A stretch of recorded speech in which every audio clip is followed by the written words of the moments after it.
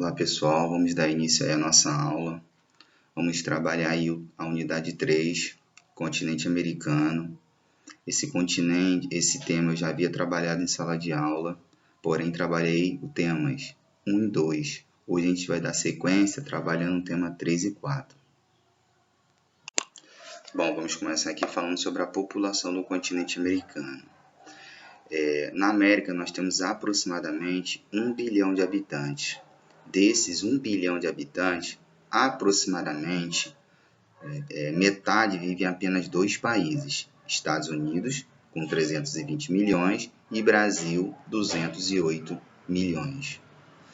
E a população do continente americano, ela ocupa o continente de forma bem desigual. A ocupação não é de forma muito homogênea. O que isso quer dizer? Que em algumas áreas você tem uma grande concentração populacional e outras áreas uma baixa concentração populacional.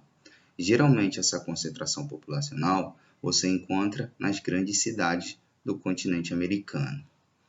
E aonde você tem uma menor concentração populacional ocorre devido à presença de clima frio, a presença de deserto, que acaba dificultando a ocupação humana. Bom, aqui nós temos essa imagem sobre a densidade demográfica no continente americano. Através dessa imagem, eu acredito que vocês vão ter uma noção melhor do que eu comentei no slide anterior, quando eu disse que a população da América ela está distribuída não de forma homogênea, mas de forma irregular. O que a gente pode observar nessa imagem? Que a maior parte da população ela está concentrada no leste do continente. Essa parte mais escura aí mostra a concentração populacional. Então, a maior parte da população se encontra no leste. Isso se deve a quê? Primeiro, a parte leste foi a primeira área a ser ocupada pelo colonizador. Segundo ponto que favorece a ocupação humana é que aí você tem presença de planaltos, porém planaltos baixos, tá? Nas áreas brancas aí, você tem uma baixa concentração populacional. Isso se deve a quê? Primeiro, o clima frio, extremamente frio, aí o clima subpolar no norte da América, e também a presença de desertos. Né? Aí na parte mais inferior da América do Norte, você tem a presença de desertos, o que acaba dificultando a ocupação humana. Bom, agora vamos falar sobre o crescimento demográfico no continente americano. O crescimento ele ocorreu de forma desigual entre a América Latina e a América Anglo-Saxônica. A América Anglo-Saxônica teve o seu crescimento populacional ainda no século XIX, em razão das melhorias nas condições de vida da população, redução na taxa de mortalidade e a chegada de muitos imigrantes na América Anglo-Saxônica. Então, no século XIX, tiveram um crescimento muito grande da sua população em razão desses fatores. Na América Latina, nós só tivemos um crescimento grande a partir da década de 50. A partir da década de 50, tivemos a evolução da medicina, surgiram vacinas, houve a expansão de tratamento de esgoto, de água. Então, esses fatores reunidos contribuíram aí para o crescimento. Bom, aqui a gente vai estar falando aí sobre a desigualdade socioeconômica no continente americano. Essa desigualdade que ela é fruto de uma má distribuição de renda. Então, a gente vai fazer aqui um comparativo entre a América Anglo-Saxônica e a América Latina. Então, o primeiro ponto que a gente pode observar aqui é entre as taxas de mortalidade infantil. O que acontece? As taxas de mortalidade infantil, ou seja, crianças que morrem antes de completar um ano, na América Latina é alto. Já na América Anglo-Saxônica, a taxa de mortalidade infantil é muito baixa. Isso se dá por quê? Porque na América Anglo-Saxônica você tem uma saúde preventiva, você tem um acompanhamento médico, então as crianças são bem alimentadas, então isso aí acaba favorecendo, possibilitando que a mortalidade infantil lá seja baixa, diferentemente do que acontece na América, onde a mortalidade infantil ainda é elevada. Outro ponto também é que é acesso à saúde. Na América Latina, o acesso à saúde ainda é precário.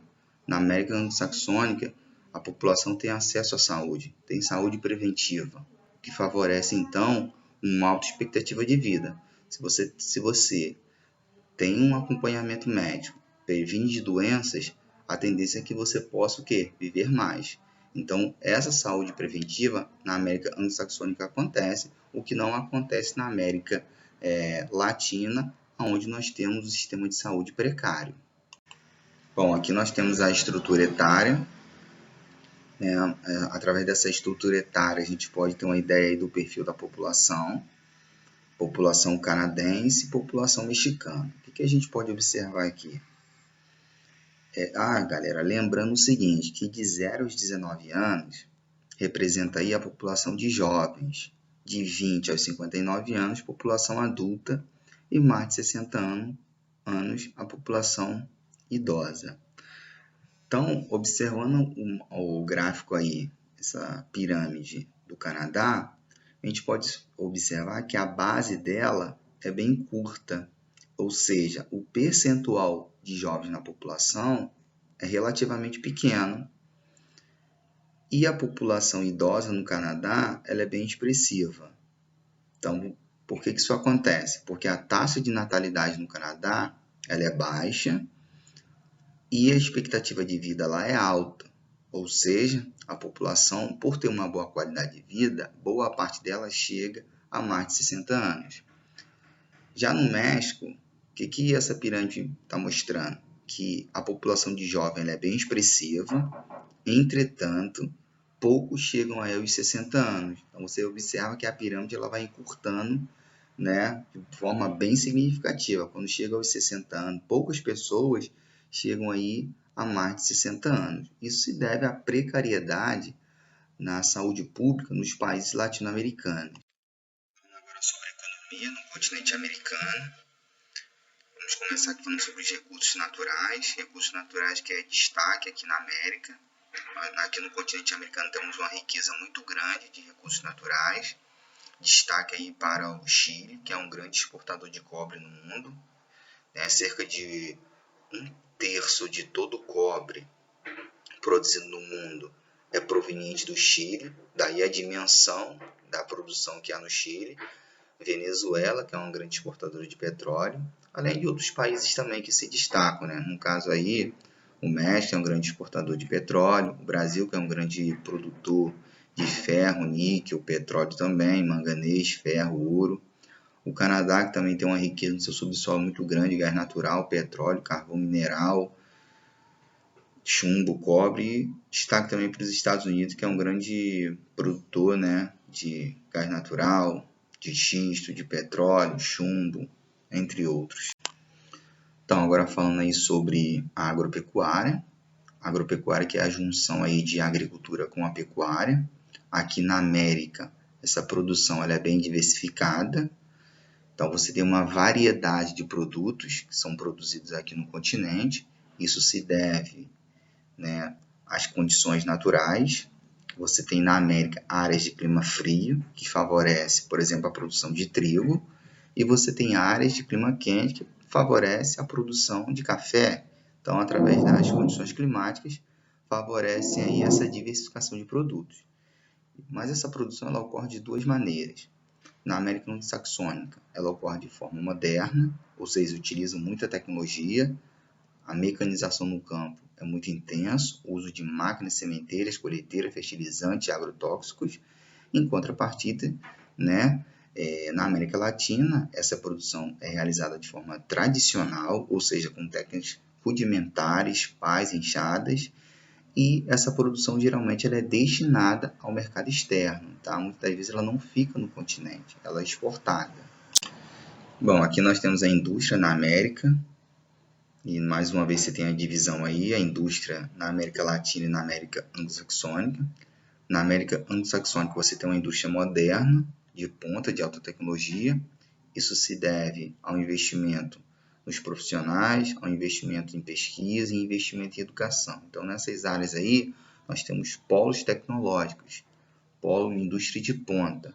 Já na América Latina, nós temos indústrias, porém não são indústrias de tecnologia de ponta, são indústrias tradicionais, ou seja, são aquelas indústrias onde vai produzir alimentos, roupas. Claro, não todos os países. Alguns países aí na América se destacam porque tem um parque industrial bem diversificado, como no caso Brasil, Argentina e México. São os países aqui na América que se destacam aí na produção industrial. Mas os demais acabam se limitando a produzir produtos da indústria, porém produtos de baixo nível de tecnologia, tá?